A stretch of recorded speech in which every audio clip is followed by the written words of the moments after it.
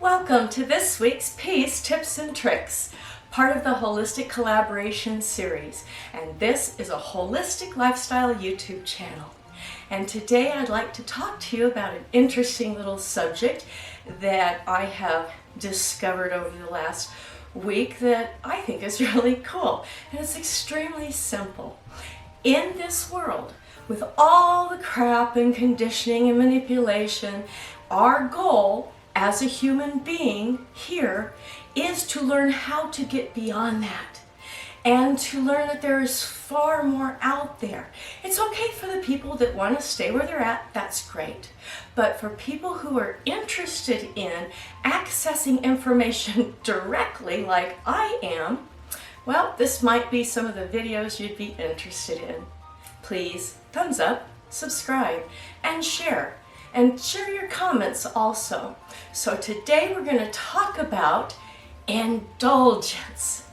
I pulled a tarot card on someone the other day, which I just love to do because Spirit entices me to do so. The right person always comes along. And you pull the tarot card, and in this card came out something from my mouth that I've never quite said before.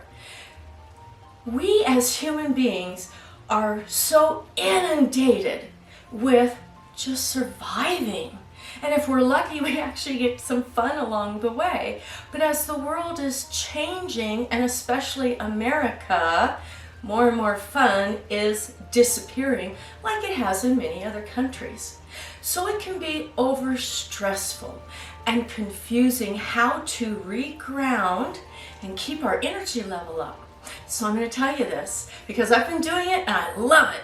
And it's called simple indulgence. You walk out in the sunshine, right?